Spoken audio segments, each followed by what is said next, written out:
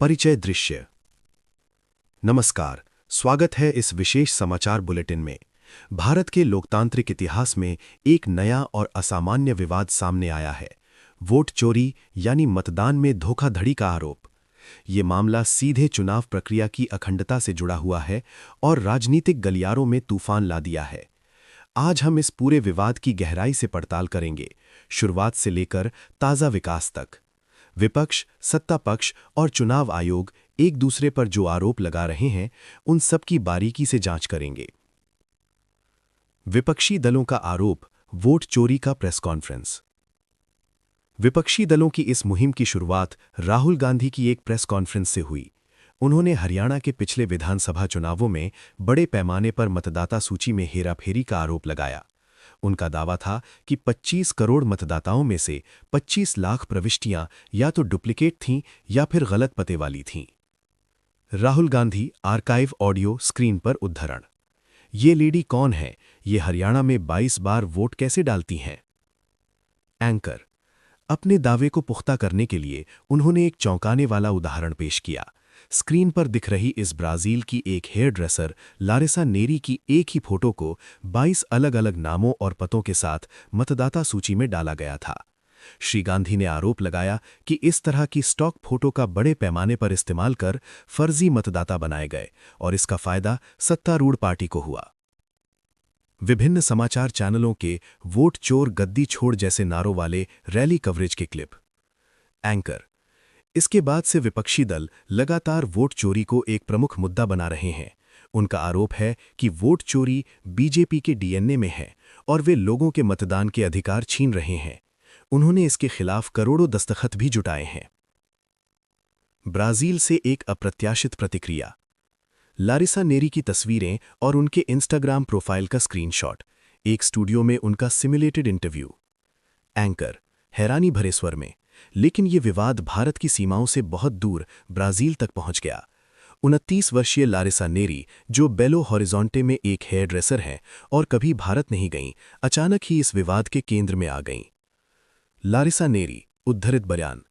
पहले मुझे लगा ये कोई गलती या मजाक है, फिर मुझे वो वीडियो भेजा गया जहां मेरा चेहरा एक बड़ी स्क्रीन पर था। बहुत सारे लोगों ने एक साथ मैसेज करना शुरू कर दिया और मैं समझ गई कि ये असली है। एंकर ने बताया कि ये फोटो साल 2017 में उनके घर के बाहर एक फोटोग्राफर दोस्त ने खींची थी और उसे एक ऑनलाइन प्लेटफॉर्म पर डाला था। इस मामले ने उनकी निजी और व्यावसायिक जिंदगी को प्रभावित किया है। उन्हें कई पत्रकारों के फोन आने लगे और उन्हें अपने कार्यस्थल का नाम सोशल मीडिया से हटाना पड़ा। फोटोग्राफर मैथ्यूज फरेरो उद्धृत बयान। मैंने वो फोटो डर के मारे हटा दी। आप घबरा जाते हैं जब लोग आपके ट्विटर, फेसबुक, निजी इंस्टाग्राम में घुसने लगते हैं। पहली प्रतिक्रिया यही होती है कि सब कुछ बंद कर दो। सरकार और चुनाव आयोग की प्रतिक्रिया, खंडन और जवाब। चुनाव आयोग की प्रेस कॉन्फ्रेंस का वीडियो। मुख्य चुनाव आयुक्त ज्ञानेश कुमार बोलते हुए। एंकर विपक्षी के इन गंभीर आरोपों के बाद चुनाव आयोग ने एक प्रेस कॉन्फ्रेंस करके अपना पक्ष रखा। मुख्य चुनाव आयुक्त ज्ञानेश कुमार, आर्काइव ऑडियो उद्धरण। कानून के तहत हर राजनीतिक दल का जन्म चुनाव आयोग में रजिस्ट्रेशन से ही होता है, तो फिर चुनाव आयोग उन्हीं राजनीतिक दलों में भेदभाव कैसे कर सकता है? आयोग ने राहुल गांधी से कहा कि या तो वो शपथ पत्र दें या देश से माफी मांगें।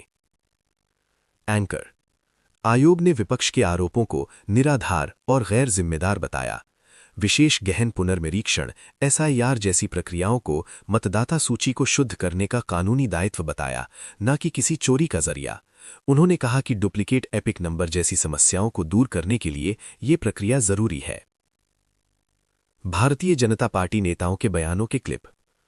Anchor Bharatiya Janata party BJP ने लगातार इन आरोपों को खारिज किया है। एक ताज़ा विकास में कांग्रेस के ही शासन वाले कर्नाटक राज्य के एक सर्वेक्षण में पाया गया कि 91% लोगों ने 2024 के लोकसभा चुनाव को निष्पक्ष बताया। बीजेपी ने इस रिपोर्ट को राहुल गांधी के आरोपों के खिलाफ एक रियलिटी चेक बताया। गठबंधन में दरार। जम्मू कश्मीर के मुख्यमंत्री उमर अब्दुल्ला का एक न्यूज़ क्लिप। एंकर दिलचस्प बात यह है कि विपक्षी गठबंधन इंडिया के भीतर भी इस मुद्दे पर एक राय नहीं है। जम्मू कश्मीर के मुख्यमंत्री उमर अब्दुल्ला उद्धृत बयान। इंडिया गठबंधन का इससे कोई लेना देना नहीं है। हर राजनीतिक दल को अपना एजेंडा तय करने की आज़ादी है। ये बयान गठबंधन में मौजूदा तनाव को दर्शाता है। इस बीच असम जैसे राज्यों में नए अस्थायी मतदाताओं के नाम जोड़े जाने को लेकर भी नए आरोप सामने आए हैं। साथ ही महाराष्ट्र में नगर निकाय चुनावों में इस्तेमाल हुई अमिट स्याही के जल्दी फीका पड़ने को लेकर भी विवाद हुआ है, जिसे राहुल गांधी ने मतदाताओं की गैस लाइटिंग करार दिया है। राय और विश्लेषण। यहां पूरा विवाद कई गंभीर सवाल खड़े करता है। कुछ विश्लेषकों का मानना है कि विपक्ष लोगों का ध्यान आर्थिक मुद्दों से हटाने के लिए ऐसे विवाद खड़े कर रहा है। एक राय लेख में कहा गया कि लोगों में संस्थानों के कमजोर होने और वोट चोरी को लेकर कम, बल्कि अवैध आवासियों के आने को लेकर ज्यादा चिंता है। वहीं एक और दृष्टिकोण ये है कि राहुल गांधी एक मुश्किल राजनीतिक माहौल में संस्थानों से जवाबदेही की मांग कर रहे हैं। एक टिप्पणी में कहा गया कि राहुल गांधी एक ऐसे व्यक्ति हैं जिन पर जितना पाप हुआ है उन्होंने उतना किया है।